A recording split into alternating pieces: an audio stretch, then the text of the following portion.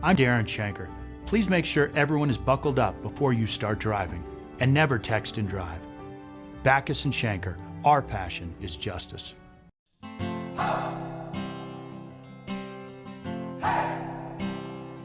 Hi, I'm Carri Wilbanks, gearing up for an interview with Neyla Pekarek of the Lumineers. This band quickly rose to fame after relocating from New York to the Mile High City. I can write a song. You had a very unconventional start with this band, and it all started by answering a Craigslist ad.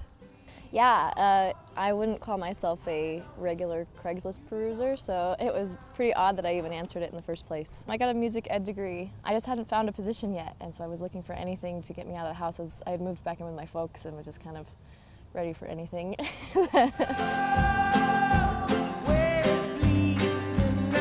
How do you make those adjustments to being on the road for 6.5 weeks at a time?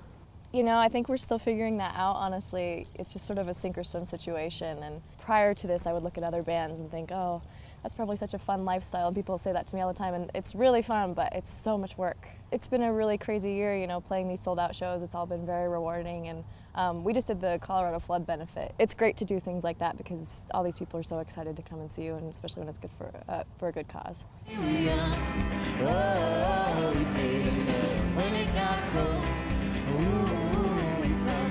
What is it like playing in your hometown? Do you feel a different vibe or different feeling? Definitely, and especially Red Rocks, because I think that place is just magical. But it's amazing because I think Red Rocks holds a little under 10,000 people, and you look out and I could recognize people like, oh, that's someone I used to work with, or there's my mom, you know. So it's kind of funny that it really felt a totally different vibe than any other show we've played. Do you have things that you like to do when you're home for those couple weeks at a time?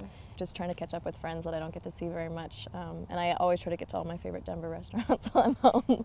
Tell us about some of your favorite Denver restaurants and some of your favorite things to do in Denver. I'm a huge fan of Steuben's. I always try to get to Steuben's while I'm home and get some comfort food. I love Vine Street. I think that place is really cool.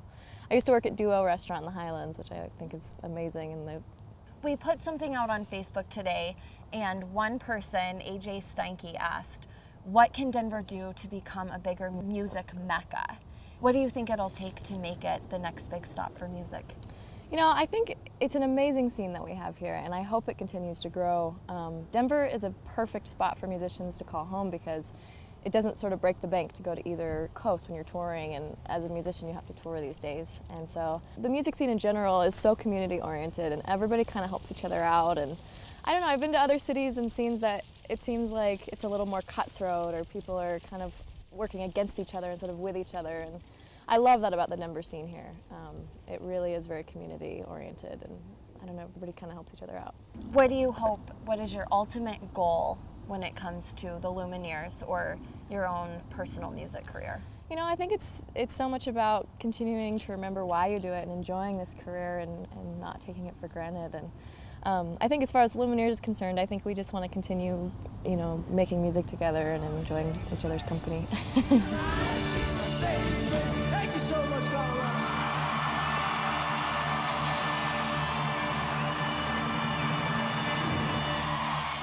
Backus and Shanker, our passion is justice.